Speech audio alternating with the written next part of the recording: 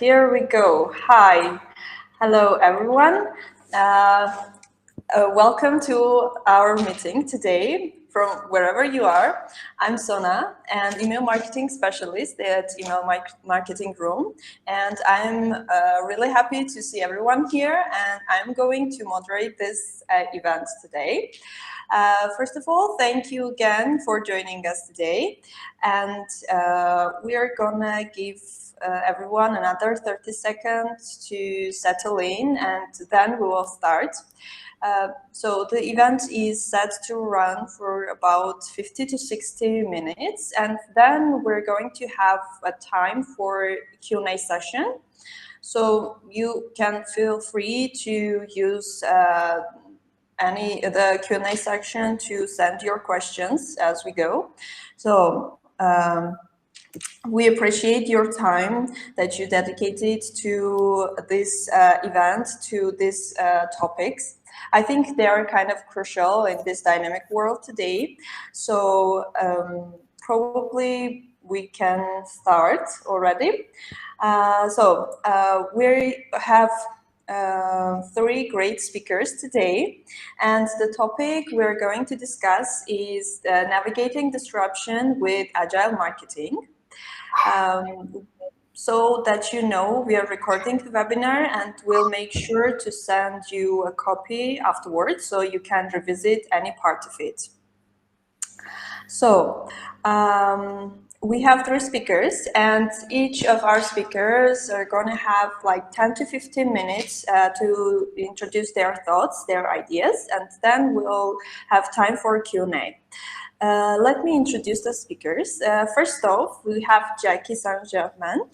Georgi is the Director of Marketing and Business Development at UTHealth Houston Psychiatry.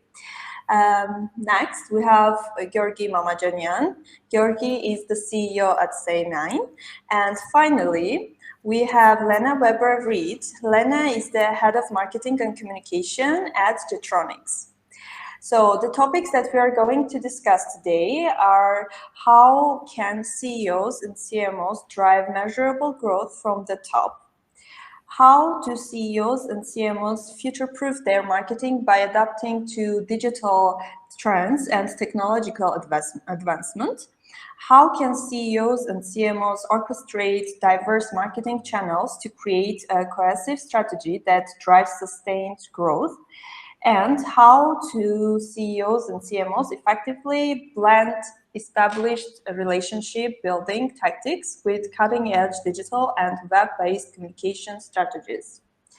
So without hesitation, let's start. And our first speaker is going to be Georgi. The floor is yours, Georgi. We are so thankful to have you here, and you can introduce you and start, please. Thank you so much. And I'm so delighted to be here with my colleagues and my respected colleagues here to thank you for having me. So my background is in business development, but I kind of have a unique combination because I've also been in operations and ran hospitals. So I understand the concerns and the issues that happen in our space in healthcare, specifically both mental health and in other spaces within healthcare, and what that is like to navigate. So we're constantly navigating disruption in our space, especially in the United States, related to new legislative reforms, things that happen, market demand changes, cost analysis. So we are constantly navigating issues daily, weekly, sometimes quarterly. So with that being said, for me, one of the things that really drives how we navigate those is understanding our plan. So I always step back to the plan. What is the plan? What do we want to do? Do we want to drive volume? Is it specific volume? Do we want a certain kind of customer? Who is our audience? Who is our customer? Who is it that we want and we're seeking out and going after? I've worked in some sectors where we specifically were only doing child and adolescent care. Well, that's a very different customer. very different look, feel, everything else. So that drives the course. Most of the time, CEOs and CMOs want to just jump in. And I say, let's stop, pause, hit that pause button, and let's talk through our plan. Why are we doing it? Do you know who your customer is? How are you going to measure that? So how do you measure success? In one business, we really just wanted $1 over the break even. That's a very different metric than I need to make as much money as quickly as I can or get as much volume as I can as quickly as I can. That driver is very different, and how I'm going to approach it is going to be really different. So I want to have a robust understanding first of what that is, and then how do we hire? So who do we hire? So if we're going to hire someone, what does that look like? How do we train? How do we hold them accountable? What does that look like? And do you want a short-term plan or do you want a long-term? I really would advise most people do both. When I did consulting, I said, have a good short-term plan. That's great. You want volume, you want, a high return on your investment, but let's also position ourselves for the long term. Let's position ourselves within your marketplace for the long term. And I always ask them, do you know who your competitors are? Who are you competing against? And how are they doing compared to you? How does your marketplace view you? Do you know? Do you know how they view you right now? And if I ask them, would they say the same? So I usually start with some market analysis before I even dive into the actual plan. Because that's going to drive everything. And then I update that plan usually quarterly because we are so changing. And we even in the state of Texas, which is where I am, we recently had some new legislation that goes into effect specific around marketing and healthcare starting in September 1st. Well, that's going to completely change how we can approach things, right? Because now legislatively, how I might have approached it is going to have to change.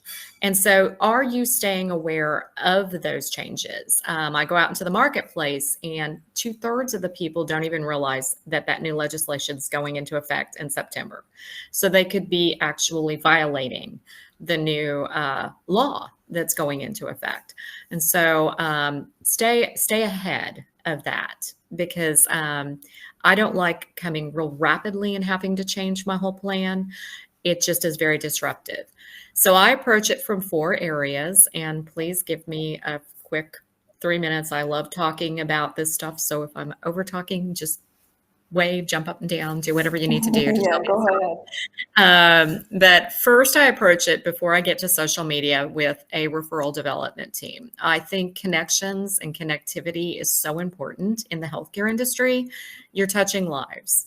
So I always have a sales team or a referral development team who I hire to go out in the community to spread the message. And across all spheres, I always say, what is your message? What is it you're wanting to tell people? What is your story? Help me understand the story. How long have you been around? What is it you do well? And then positioning that sales team in the field, talking to our customers. And it all goes back to who are your customers. And so they go face to face, developing individualized relationships using some of the leads that come out of social media, the leads that come out of other things to get into with the customers and really respond to customer needs. The next is contracting. Rates change. They should change because our costs change. And so how are you navigating that? Are you getting what you should get paid for your services that you're rendering? Is it fair and equitable? That is a very niche space. There aren't a whole lot of contractors. When I did consulting, the number one request I got was come in and fix our contracting because we need to get paid more.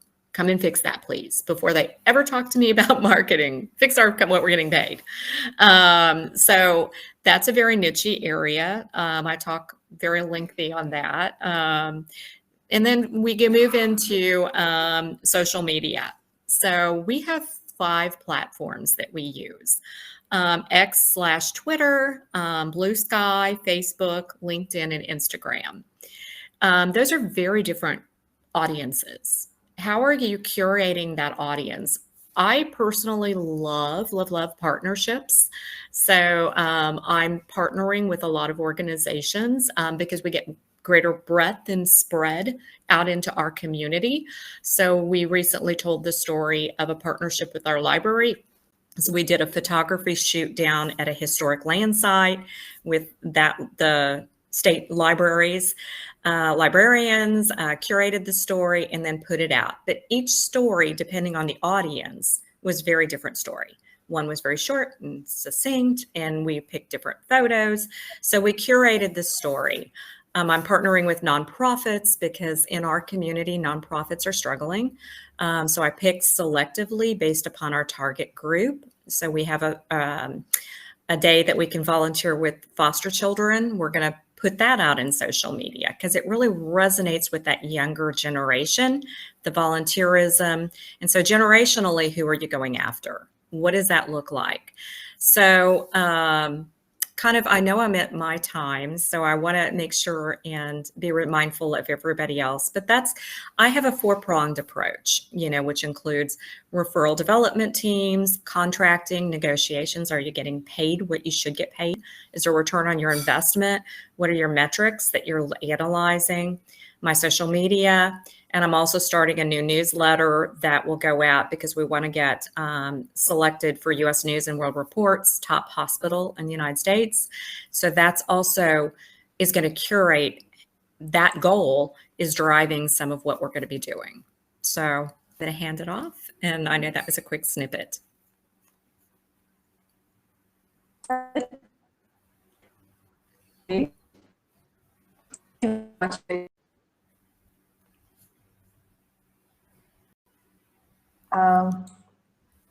Okay, can you hear me? Yes. Yes, especially about the legislative part. It was great, and now I'm sorry we were kind of having a bit problem with Georgi.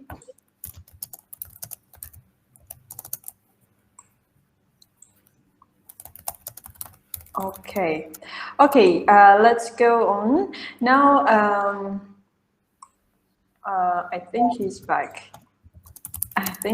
Okay, Georgi, can you hear us? Yeah, now I can hear. Not quite sure what's happening with my internet connection today. Sorry for that. Okay, it's all right. So thank you very much, Georgi, again for the valuable insights. Actually, they were really interesting. And now our next speaker is going to be Georgi. He is the CEO at SayNine, as I already said. And we're kind of interesting of your point of view because you're the one who's introducing the CEO's point and not the marketing side. So the floor is yours, Georgi. You can go ahead. Yeah, thank you very much. And Jackie, it was really interesting hearing your thoughts around this. So the thing is, I studied marketing. So my main profession is in marketing. And I started as a digital marketing specialist. 5 years ago, I was SEO intern. Now we are doing, link building intern, let's say this way, because it was written SEO, but I was doing fully link building. And right now my company does link building as well. So it's part of digital marketing. So I'm not very much like traditional CEO that has nothing to do with CMOs or marketing, let's say this way. The thing is, that is really different from the majority of our competitors. What we do is that we accept that it's really hard to compete with the best agencies in the world. So the thing is, if we try to go rationally, so if we decide to go with competitor research and everything else that everyone is doing, we will be crushed.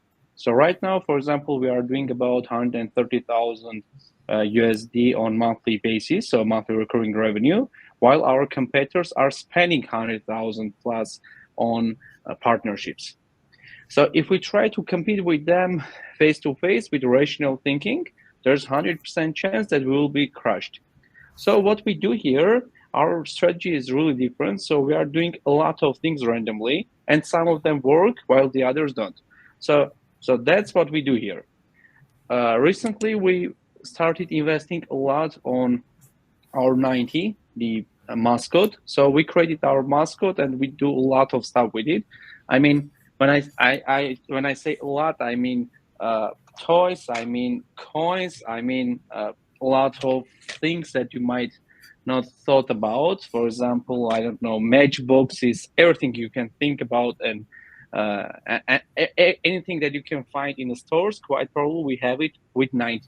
90 is our mascot, and it's really kind of, he has some kind of dead jokes. So that's the guy. So behind us, why we have it and why we are investing that much into mascot and why we are investing in the elephant, because link building is not fun. It's really boring stuff. So we are just doing technical things that help marketing teams to get better results, right? So there's nothing sexy about link building, but and it's really hard to love something that is not fun, right? So we made it fun in-house. We made it fun by automating all the boring parts, and we are doing all the fun stuff. But whenever people think of, for example, cybersecurity, or I don't know, if they think about the web development or they think about something technical, it's never fun. And it's really hard to love something technical. Link building is technical part of marketing, let's say this way. So it's just a thing that you need to do. There's no fun. So right now we are trying to make our brand lovable with 90, with elephant, because it's really easy to love elephant. It's really hard to love link building. So that's one thing that we are investing in a lot for inbound part. So it doesn't help with sales directly. It doesn't convert clients, but people remember us, because while our clients are creating 500 case studies with a lot of great insights, which we do not have 500 case studies, right? So even if we have, right now we have about 70 clients, 10 of them are okay to share their reports with others, or mention, 10 of them are okay that we mention their names in our website, right? So for small company, I mean, smaller than all the good competitors, right? So I'm speaking about UK competitors, US competitors. I'm not speaking locally, like small companies. And that's another part of story that you need to understand with whom you are comparing. You can compare with really small company and think that you are really great at what you are doing, or you can compare yourself to the best competitor you have and understand that you are doing quite shitty job. So my goal is to compare with the best to understand what we are lacking, right? So, and we need to understand where they fail. For example, our main competitor is not fun at all. It's technical guides. It's really boring. I mean, if you check their website, they're giving numbers with numbers and numbers. Of course, CMOs are interested in numbers, but it needs to be fun as well. I think so. What we do here is to make. I'm a big fan of Rory Sutherland. He's a behavioral scientist, and the thing is that he always mentions is about non-rational thinking.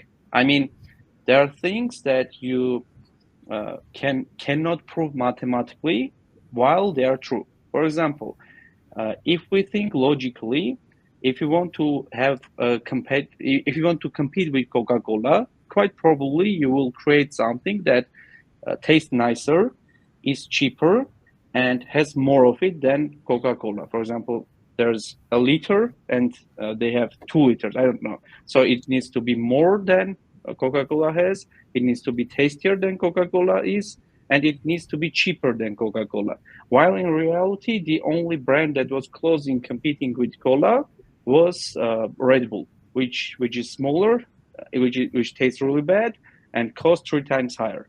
So mathematically thinking doesn't help always. So sometimes there are irrational things that you need to do to find rational, emotional reasons why people choose you over the others. For example, right now we are working on creating an application for our reports. Actually, we do not need application. The whole point of application is to make sure we can send push notification while they are having beer with their friends. So they like our service already, but they do not recommend us while they are having a beer with friends. They do not think about us, right? Because if they ask whom you are going to refer if I need link building services, quite probably they will mention our name. But hardly ever someone speaks about link building in party or while having a beer with friends, right? So our goal is to make sure we make much more conversations about link building. So the whole point of creating that application is for making sure we create one additional talk about link building. So we try a lot of traditional. We tried a lot of traditional stuff, but the majority of them failed. What worked for us was not exactly about marketing, but sales. So we tried cold outreach. Right now we are doing SEO for ourselves as well, which makes sense, right? So we just started email marketing, so it's too soon to speak about results. So, and we also added 90-hour elephant inside the website. For example, if you go to pricing page, it will walk there with special offer. And if you try to catch the offer, it will run away. So we are doing a lot of stuff inside the website as well to make sure there's fun and plus great case studies. Because right now everyone has great success stories, great case studies, great numbers. But the other thing, for example, that is really hard to sell link building is that you might get really good quality of backlinks, really good quality of service. You might give really good, great quality of services and see no results at all, because link building is not the only part of SEO. For example, if they have technical issues, on-site issues, and you are providing great backlinks, there won't be any results. So one of our indirect competitors, Ferry, mentioned that he never promises any kind of results. And the reason behind it, he mentions, okay, let's say you are using protein bars every day and you do nothing at gym. So what's going to happen? So can I guarantee that you will be a bodybuilder in 2 months? No, I cannot. So link building, the main problem with sales in link building, you cannot guarantee results at all.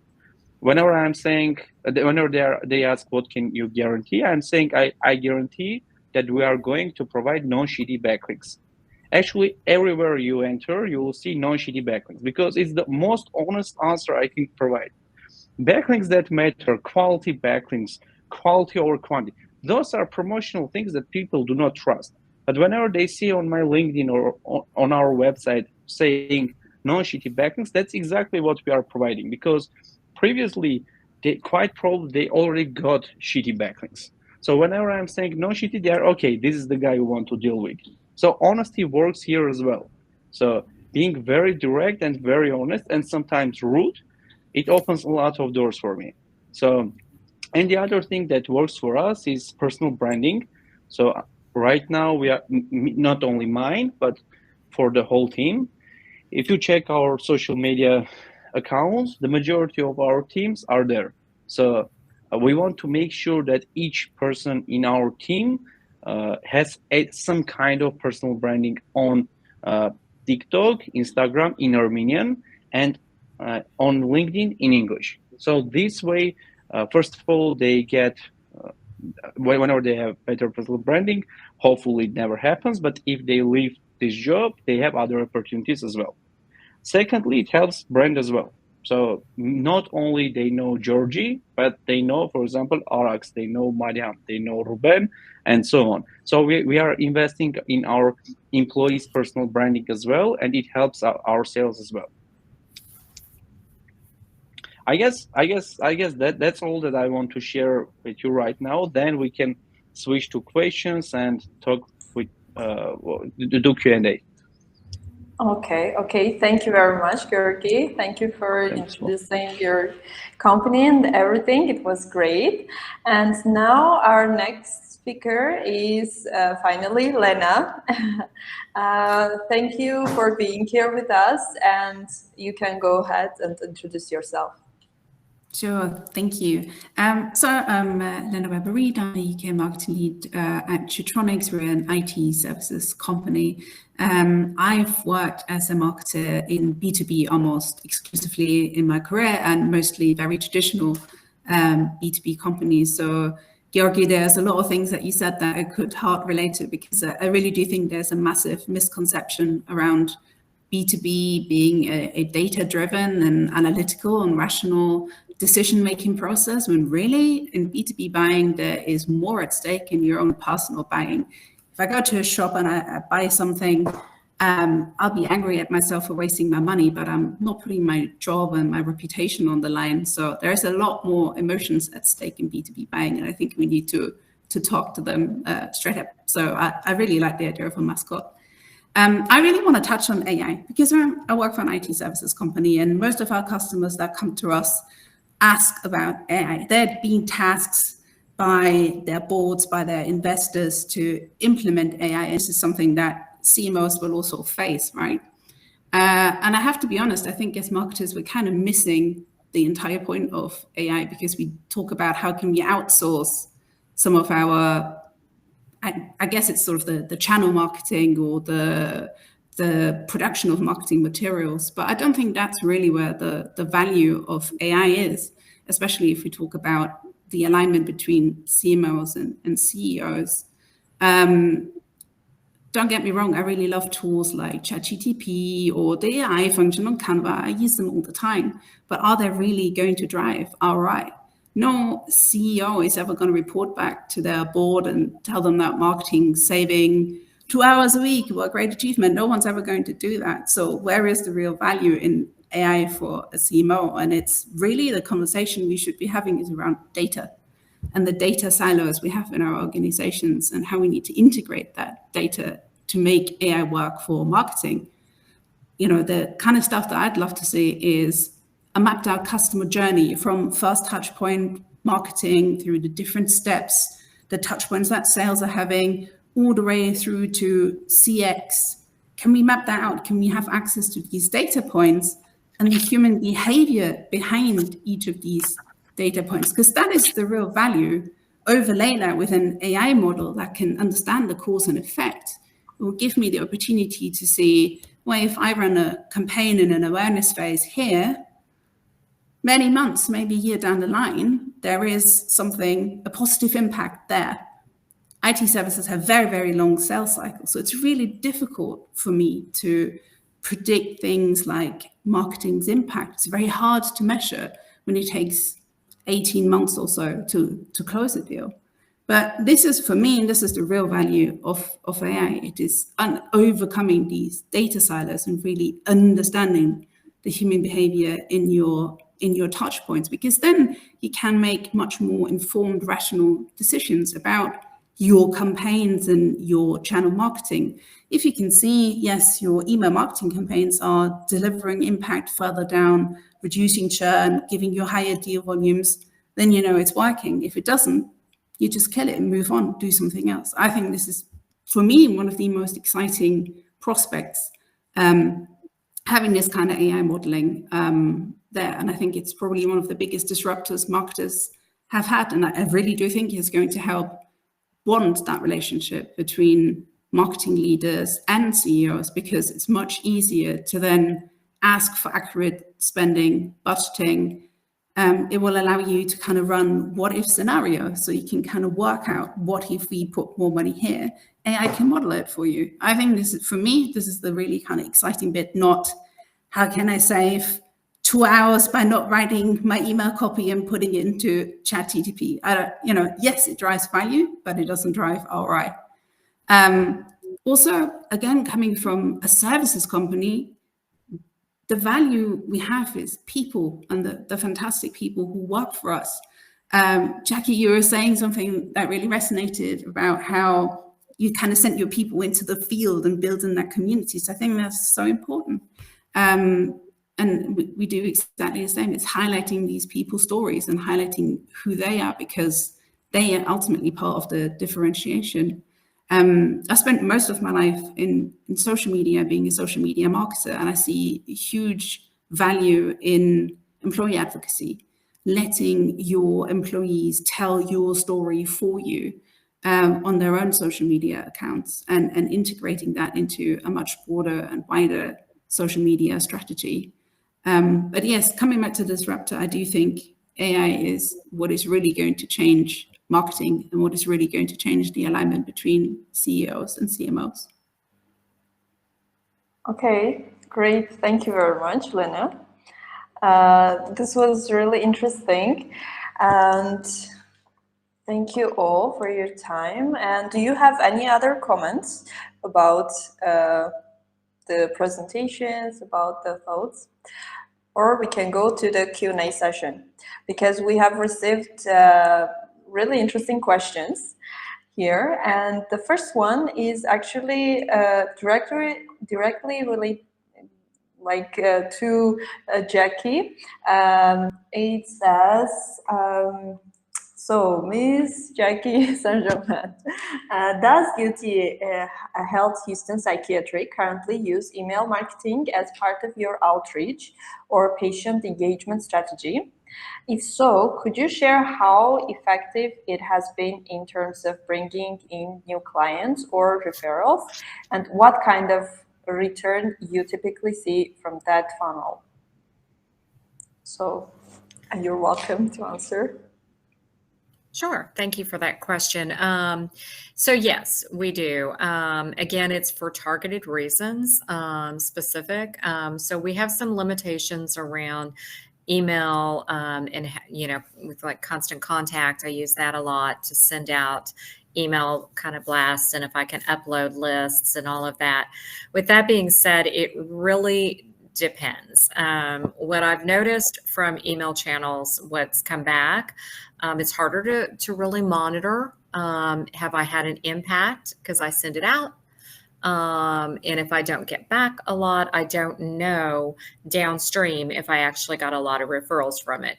What I've noticed is I get, so if you're looking for a direct correlation between return on investment and an email strategy, I personally have not seen that.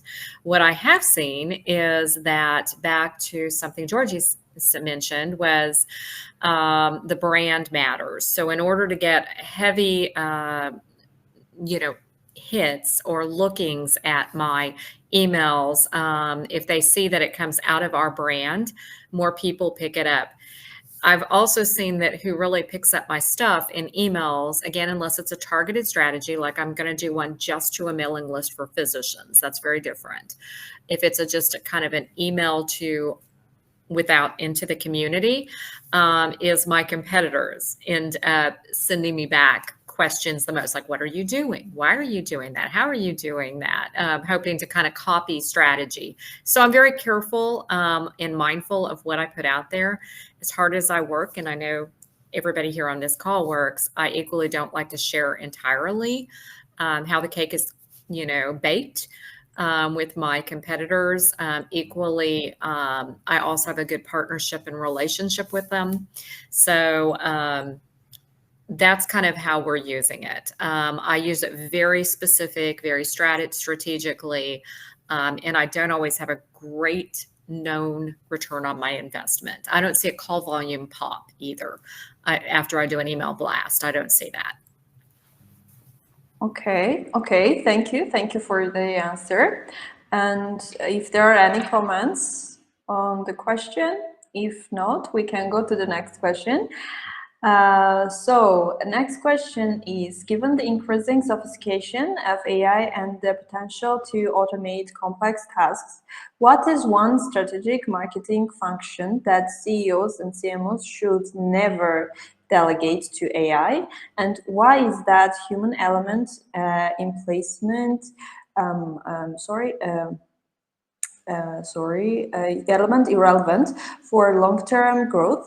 As we have the CEO and marketing decision makers here, I want to hear their perspective on this from their position. So you are welcome to answer the questions. Probably we can go like with the same way, starting with Jackie. You can go ahead and answer.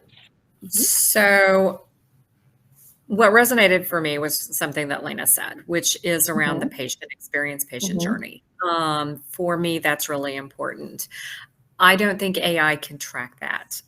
So where are those hiccups in your system? So I can make the phone ring, but who answers the phone, which is equally a part of marketing. So how are you responding to those callers? How are you responding? What's that first touch point feel like for your customer? AI can't really help.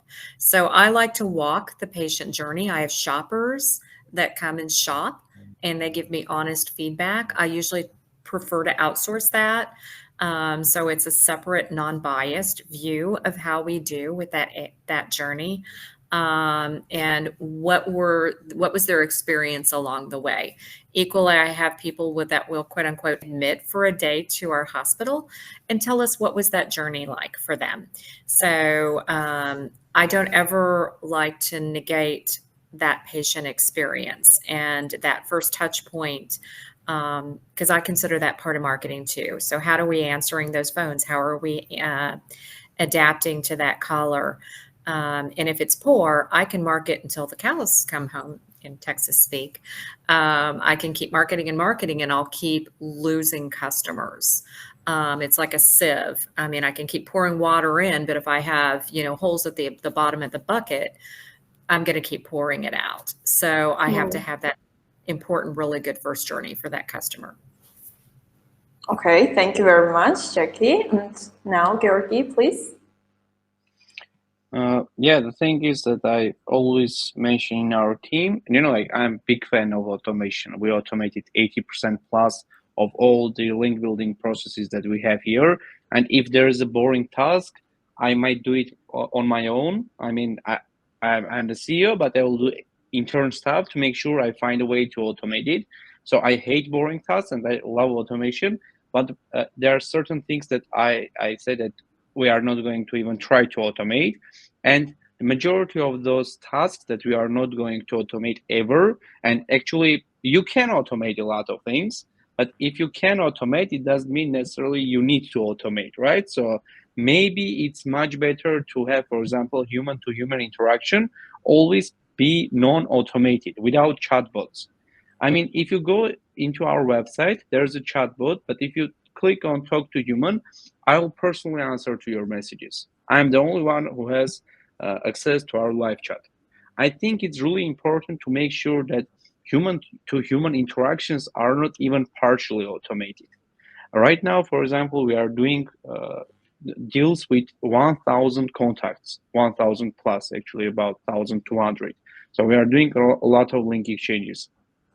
We automated the whole research part. So where you can get a backlink, where you can give backlink, exactly placement, everything else, like finding emails. We get maybe in our database about 12 million emails. So we automated a lot of things, except the part that about human-to-human interaction. I don't think you should ever try automating that.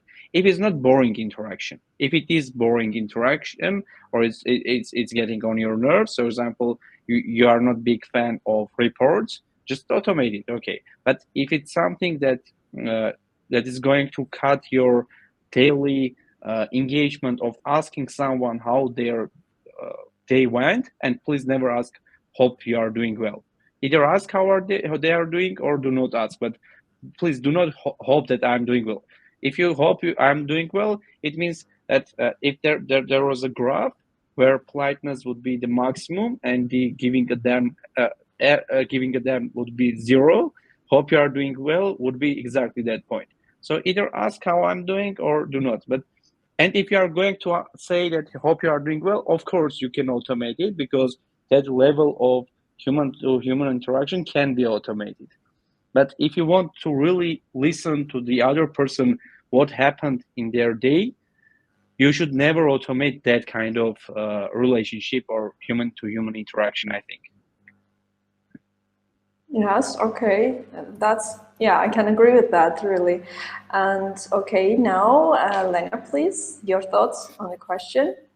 Yeah, Jackie and Georgi, you've already kind of touched on it. It's the customer experience. This is what people want to have. Again, we're a services provider. If we could outsource everything, that would be, kind of missing the point to a degree. People come to us because they want to have the human touch, the expertise, the friendly face, the people who are going to come in and fix your IT problems.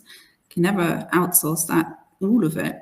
From a marketing perspective, I also think if you outsource everything, you just become incredibly generic. Like I see the companies where you can clearly tell everything they do on LinkedIn, everything they do on their email campaigns, every blog post they publish has been done by AI, and it's been automated to a point of sameness where they no longer have a point of view, they no longer have an expertise, they don't give me a feeling for who they are.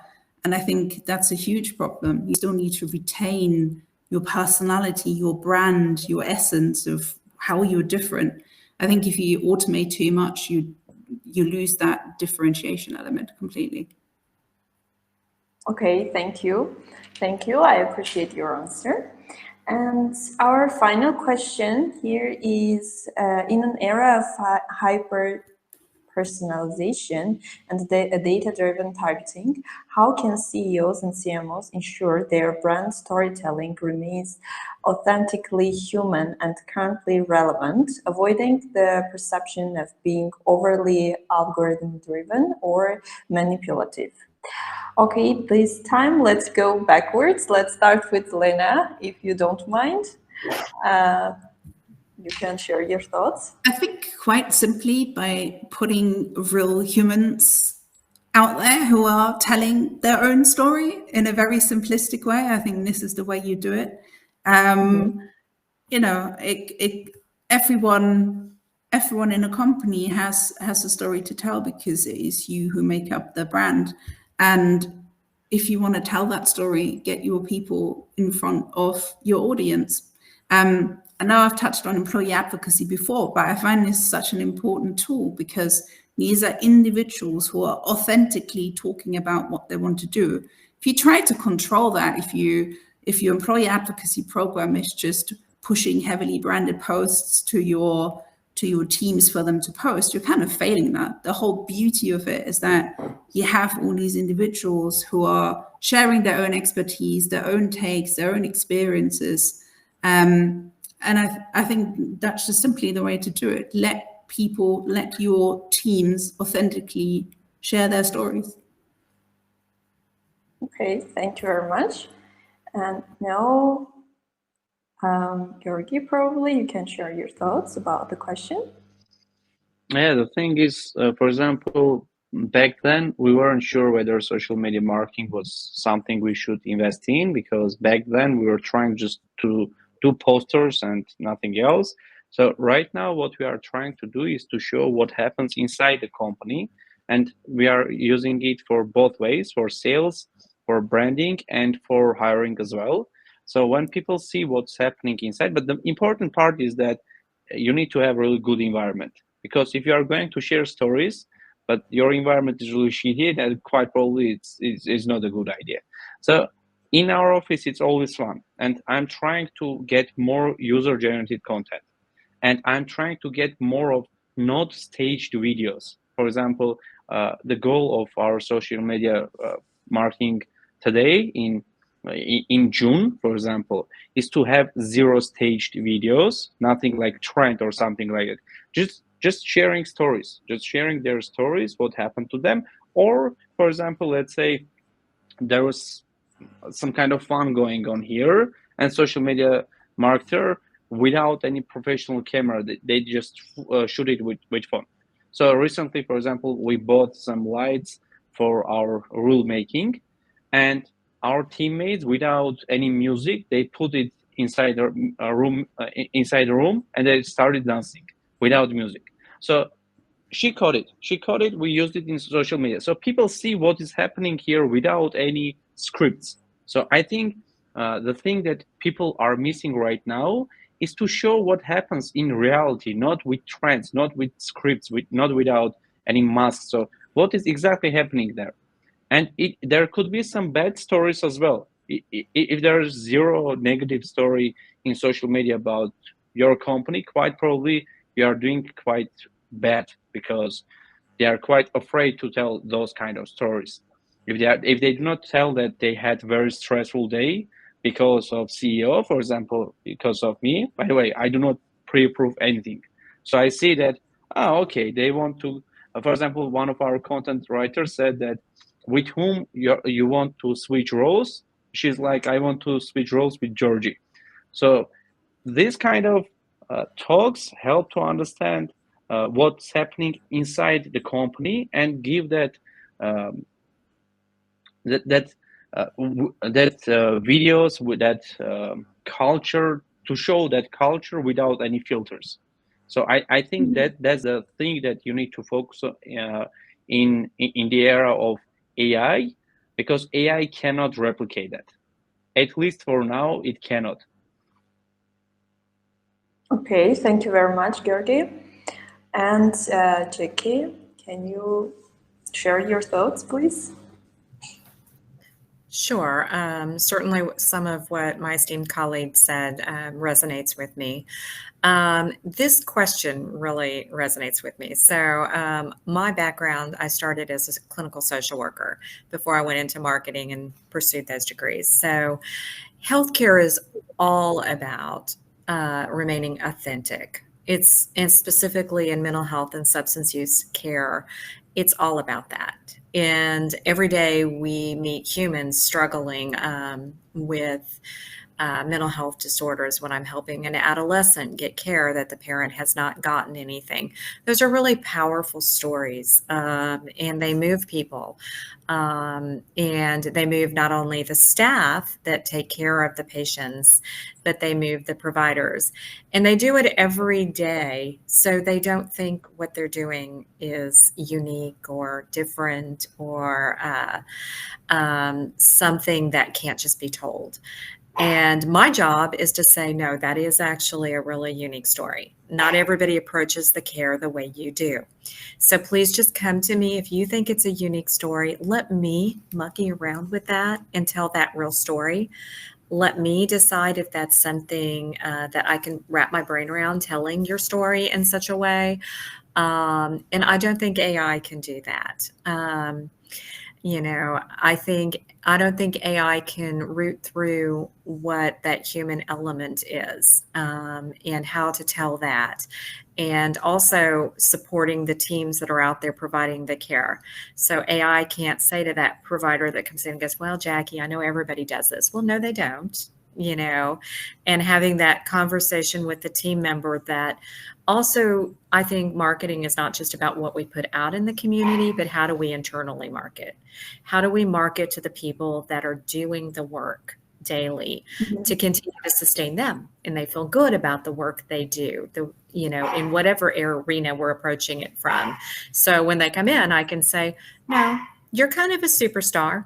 That's a really cool story. Let me wrap my brain around it and let me help you with that. And please go back to the work you do, knowing that you're wonderful, amazing, talented, and with deep respect. And that's not something AI can do. Yeah, that's just not something AI can do. Build our teams up. And from the cultural standpoint, cultural means a lot of different things to a lot of different people. And what resonates in one part of the country in the United States will not resonate with the other. So understanding what resonates in the South, which is where I am, even how we position a story, because I've marketed throughout the United States, is not going to be culturally sensitive to a New Yorker. They would not have that quick, funny story traveling one year in Canada. It was a Southerner. This is not a made-up story. It was a Southerner, a New Yorker, some from Chicago, and some from California. And so we were in Canada presenting to a large group about strategy, business, and goes,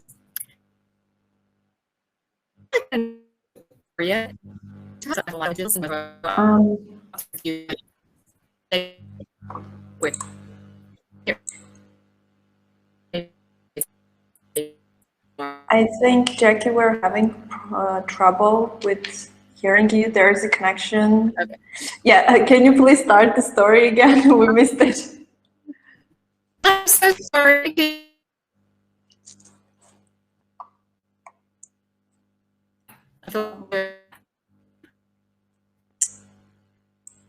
We still can't hear you clearly. It's cutting. I'm so sorry. Okay, okay. In the You're truth. back, kind of. I'm back.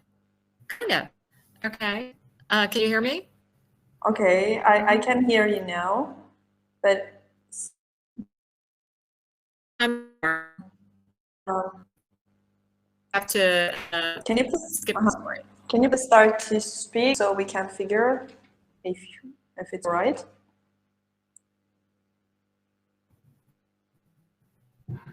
Can you hear me now? I can hear you. You can now? No, it's not that well. Can you please say something? Probably. I think it's an internet problem, connection problem. I think it's a connection. It's okay. Okay. Okay, now I can hear you clearly. Oh, okay. Can you hear me? I think we're having internet. It's gone again. Oh my God, I'm so sorry.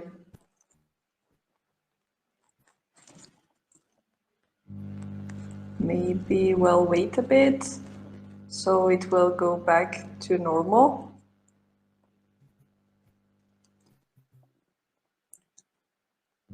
Okay, we will wait for you to tell the story.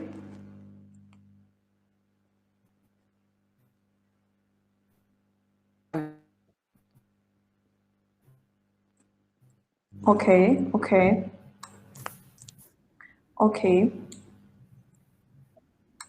Can you hear us? I can hear you. Okay. Yes. Now we're back. Okay. I'm so sorry. And y'all can certainly, if you lose me, just move, go ahead and, cruise along. I want to make sure that other folks have an opportunity to tell. I was just saying that I went to Canada. It sounds like one of those stories with somebody from the South, that would be me, somebody from the East Coast, somebody from the West Coast, somebody from the North. And they said, how are we going to tell how each of you is different? I said, listen to how we talk, listen to how we speak. And we all speak very differently. We have the same ultimate goal, which is patient care and delivering that messaging. But the way it resonates and it comes out is very different. And so that's even in the United States. So I wouldn't tell a story the same way to a New Yorker as I would to a Chicago person, to the West Coast person. And they quickly identified me. I just dropped in a few y'alls, and pretty soon everybody said, you're the Southerner. So, okay. Gotcha. So anyways, thank you for being patient with my internet connections. Thank you. Thank you for joining us. And by the way, I was meaning to congratulate you with the Juneteenth, like National Independence Day, right? Congratulations, Jackie. And okay, now thank you all. If you don't have any questions or comments overall about topics or questions, thank you for being here. I'm so grateful and we appreciate your time. So I wanted to say that this is a session that we do regularly. So you can stay tuned for new sessions. For those questions that we didn't manage to get during the session, we will answer with the email. And thank you everyone for being here, and see you again next time. Bye. See you. Thank you. Have a good one. Thank you. Bye. Cheers.